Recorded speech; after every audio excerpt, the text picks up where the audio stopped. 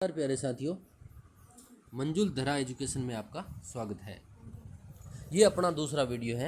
इससे पहले हमने संज्ञा का जो है एक संज्ञा जो है वो पढ़ ली थी। ये व्याकरण कक्षा 9 से जो 12 है ना, हिंदी नवीन व्याकरण, उसका जो मैटर है वो हम रैपिड रिवीजन के माध्यम से पढ़ रहे हैं, क्योंकि एग्ज़ाम बिल्कुल नज़दीक है, इसलिए इसको जल्दी जल्दी एक बार अपने पढ़ लेते हैं।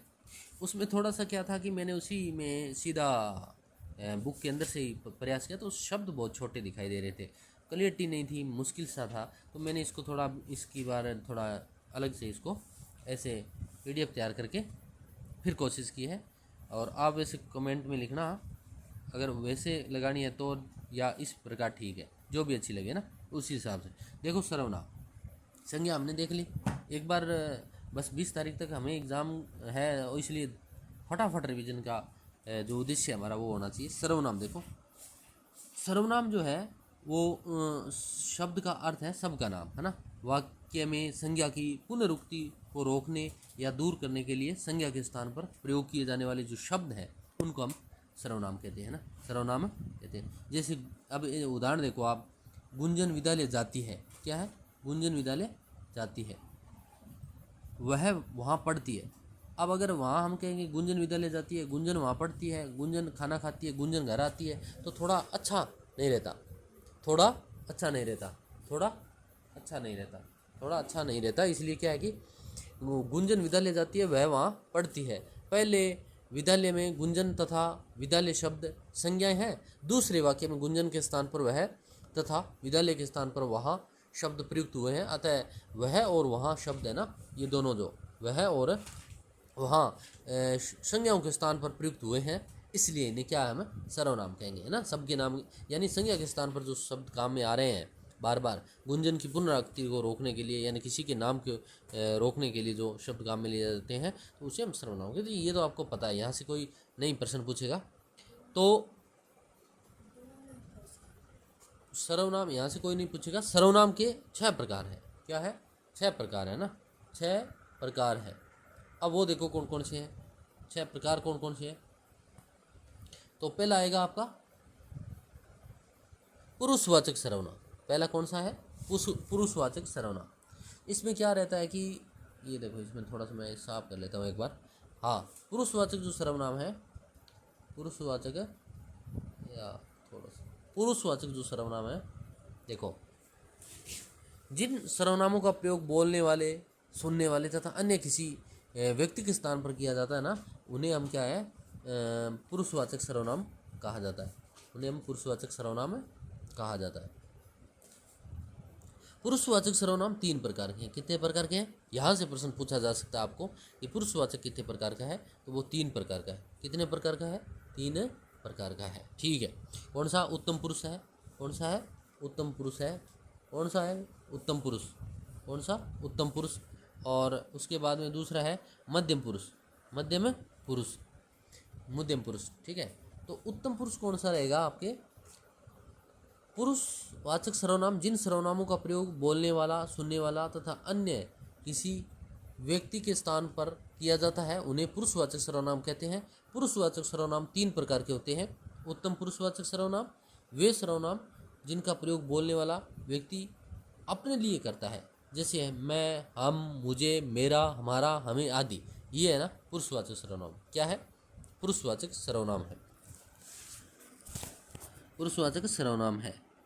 अब देखो आगे, मध्यम पुरुषवाचक सर्वनाम, वे सर्वनाम शब्द जो सुनने वाले के लिए प्रयुक्त होते हैं, वो मध्यम पुरुषवाचक है ना। जैसे तू है, तुम है, तुम्हें है, तुझे है, तेरा है, आप है, आपका है, आपको है ना आदि। हिंदी में अपने से बड़ों या आदरणीय व्यक्ति के लिए तुम की अपेक्षा आप शब्द काम में लेते हैं। क्या लेते हैं, आप शब्द काम में लेते हैं, आप शब्द है जो काम में लेते हैं, ठीक है। आगे चलते हैं, आगे चलते हैं। इसी प्रकार जो है अन्य पुरुषवाचक सर्वनाम, वे सर्वनाम जिनका प्रयोग बोलने वाले तथा सुनने वाले व्यक्ति किसी अन्य व्यक्ति के लिए प्रयुक्त करता है, जैसे वह, उन्हें, उसे, इसका, उसका इत्यादि। ये हो गया आपका अन्य पुरुषवाचक। अब दूसरा प्रकार देखो, ये तो हमारा उत्तम जो है पुरुषवाचक सर्वनाम था। दूसरा जो प्रकार है वो हमारा शुरू होता है, कौन सा, वो हमारा कौन सा शुरू होता है, वो है निश्चयवाचक सर्वनाम। निश्चयवाचक सर्वनाम में फिक्स होती है, चीज़ें निश्चित होती है, यानी वे सर्वनाम जो किसी निश्चित व्यक्ति या वस्तु का बोध कराते हैं उन्हें निश्चयवाचक सर्वनाम कहते हैं, उन्हें निश्चयवाचक सर्वनाम कहते हैं। जैसे जैसे वह, इस, उस, ये, वे आदि, ये महत्वपूर्ण है। यह, वह, इस, उस, ये, वे आदि। वह आपकी घड़ी है, वाक्य में वह शब्द निश्चयवाचक सर्वनाम है। इसी प्रकार यह मेरा घर है में यह शब्द है जो निश्चयवाचक सर्वनाम है। ये दो प्रकार हो गए। तीसरा प्रकार देखो, तीसरा प्रकार कौन सा है? तीसरा जो प्रकार है वो आपका अनिश्चयवाचक सर्वनाम। क्या? अनिश्चयवाचक सर्वनाम। अनिश्चयवाचक सर्वनाम वे सर्वनाम शब्द जिनके किसी निश्चित वस्तु या व्यक्ति का बोध नहीं होता बल्कि अनिश्चित की स्थिति बनी रहती है, उन्हें अनिश्चयवाचक, यानी इसमें कुछ निश्चित नहीं होता। जैसे कोई जा रहा है, कोई आ रहा है, कोई खा रहा है, कोई जा रहा है, किसी ने कहा था। वाक्यों में कोई, कुछ, किसी शब्द अनिश्चयवाचक सर्वनाम है। ये सारे क्या है? अनिश्चयवाचक सर्वनाम है। तो दूध में कुछ गिर गया है, चाय में कुछ गिर गया है ना, पानी में कुछ गिर गया है, ये सारे जो शब्द हैं वो अनिश्चयवाचक है। अब चौथा प्रकार देखो आप इसका, सर्वनाम प्रश्नवाचक सर्वनाम। कौन सा? प्रश्नवाचक सर्वनाम। इसमें सीधा सा बात है, वे प्रश्न से का बोध कराते हैं। जैसे वाक्य जो है, वाक्य को प्रश्नवाचक बना देते हैं, उन्हें प्रश्नवाचक सर्वनाम कहते हैं। जैसे कौन गाना गा रहा है, यानी क्वेश्चन किया कौन गाना गा रहा है, वह क्या लाया, वह क्या लाया, किसकी पुस्तक पढ़ी है, वह किसकी पढ़ी है।